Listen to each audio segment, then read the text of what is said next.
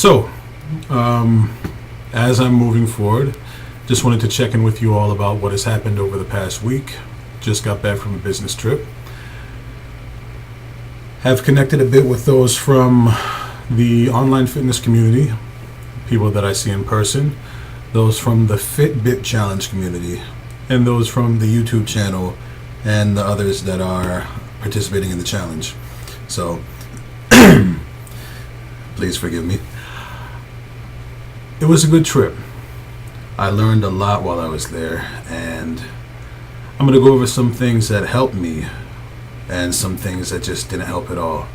I'm going to talk a bit about relationships, and not the ones you may be thinking, but as I learned, there are so many relationships and so many things that connect that I was going to touch on. While I'm still a novice at this, I want to make sure that these entries are just what I'm feeling and that they're organic and they're presented that way. Before I start going out and doing interviews and bringing people in, I want to feel comfortable with what I'm saying, and that's not something that I'm used to, because outside of teaching and outside of how I can act a fool around my friends, I'm actually a very shy person.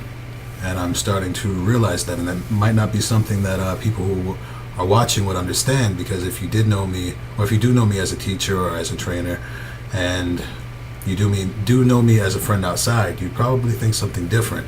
And it wasn't until a few weeks ago that I realized that I was hiding behind a lot of stuff. So I'm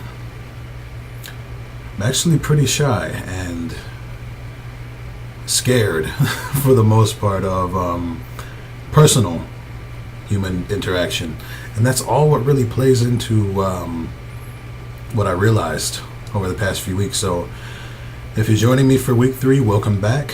For those of you who are going through this challenge yourself, watched a couple of your videos, and I'm hoping that you can just get a better understanding of what's going on with others who are doing it. So went to DC.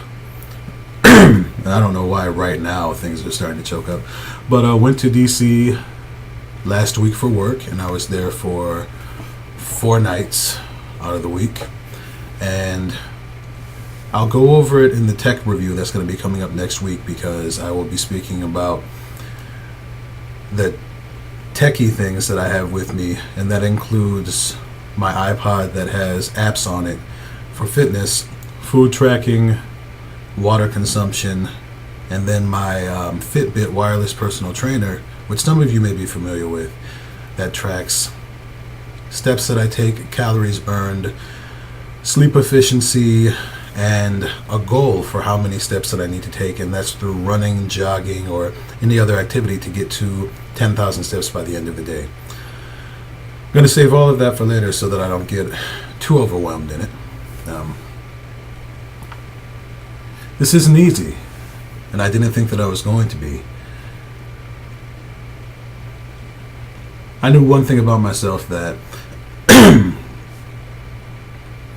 I can't remember actually finishing something or completing something that I enjoyed, and I'll go over what helped now. And you'll see me at times go to my list. So what helped was taking a really good look at myself. And when I say that, I mean whether it was looking at myself in a full-length mirror, which I can count how many times I've done that in my life, and sitting down and thinking what got me to this point, and the type of relationships that I had that led me to this place. And it all came down to the way that I operated in those relationships. And taking full accountability is difficult. And I got myself here. And it took decades to get to this point. So I'm not going to expect it to change overnight. And can't say that I'm feeling good about where I am. You know what, I can. I feel good enough to know that I can do something about it. And I want to do something about it. So when I took a look at myself, I did spend some time. I did kick myself in the ass for a few of the things that I thought, and I started to get really negative, and I realized that was a script that I ran in my head, and it's not time to beat myself up anymore. All of it happened. There's no going back and changing that. But I really want to learn something from it. So I took a look at my physical appearance, then really took some time to take stock of my attitude and my belief system and what that means now. And I didn't realize that it was so negative. I mean, there are some things that I really do like about myself, but I wasn't treating myself that way. I wasn't really that positive about it. And it's just not the way to be anymore. It's there, it happened, it's over, and I have some things to look forward to now. Another thing that helped was going over family history. There is a huge history of hypertension, diabetes, there's just a list of it where a lot of people in my family, I mean, historically, genetics just not very healthy. Athletic people, but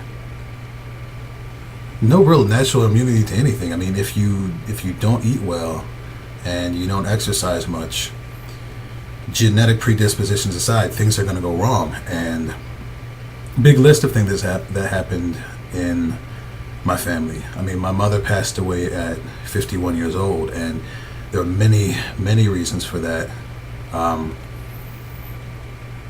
The big one I'm still not prepared to speak about because it's still hard, but I remember watching her go and how sad that was, and she was one of the most, at one point, the most vibrant people. My father, living with what he lives with now, all the major health issues that he went through, and is still going through now. Brothers and sisters, all of that. It's just, to look at it, the picture can seem really bleak, but there is a way to turn it around for the most part. And going over family history was important because I needed to know that I wasn't alone in it. My actions are going to leave me susceptible to ailments later on down the line. And if I could stop it now, that's a good thing. So family history was important to know. Spoke to my friends and family. And yeah, I have to look at notes because I'm talking about something really personal, and that can be a bit scary and uncomfortable for me. So I spoke to my friends and family about it. Now, I spoke to my friends and family before, but to be honest, it was really, really half-assed, and couldn't really do much with that. So told them that I was going to diet before, not knowing much about it. The same yo-yo thing that everyone, well, not everyone, but a lot of people that I've encountered have experienced, where you tell somebody you're going to do something, you make a New Year's resolution, you make a resolution, by this I'm going to do this, on Monday I'm going to start that, and I didn't have a lot behind it. One of my best friends is a personal trainer, fitness instructor, everything else in the world she does, full-time job, education. She gets on my nerves a little bit because she's almost too driven. I don't know, that's not possible, but she's incredibly driven, and she got on my nerves because here's my best friend, we go out, we do stuff, and I couldn't even hang with her after a while because I just couldn't keep up. And that wasn't her fault. I spoke to her about it, and I was making excuses about spin class. Oh, the seats are too small, and I don't want people looking at me, and she's pretty tough. So she was just like, I'm sick of you making excuses about other people. Either you're going to do it or you're not. They're not there for you. You're not there for them. So go ahead and do it. And of course, I wasn't too happy about being smacked that way. But even my neighbor's girlfriend, she doesn't really have that much contact with me, but she's right across the hall. And I spoke to them after being sick, just some stuff that was going around the office. And she turned to me and she was like, God, you're always sick. And I looked at her and I was like, say more. And she was like, no, that's not. I mean, you seem to be sick a lot, and I just really think that you should take care of yourself. And I was like, thank you. Thank you for your concern. That's great. And in my mind, I was going, why don't you mind your own damn business? And she was right. I mean, take care of yourself. That's a really awesome concept, but what are you going to do? So I did talk to family and friends. This time around, though, I felt like when I said what I was doing and I started to add in the accountability piece, it felt so much better. That way people will know, all right, I'm part of a national thing. I'm on the web. I'm part of something bigger than myself. And if I don't meet up to what I want and what my goal is, other people are going to see that. And that's a good pressure for me, because I'll speak a little bit more about what did not help. So out of those people that I spoke to, I identified support. One of my biggest supporters is my friend from college, and her name is Valisha. I'll say more about her later. She's been such an awesome source of support. She actually helped me start this whole thing, or just start the whole idea of it. Not the video portion, but she introduced me to the wireless personal trainer and the system that I have now. And she also introduced me to the support community and the fitness community. That's helped me a lot. So I identified support.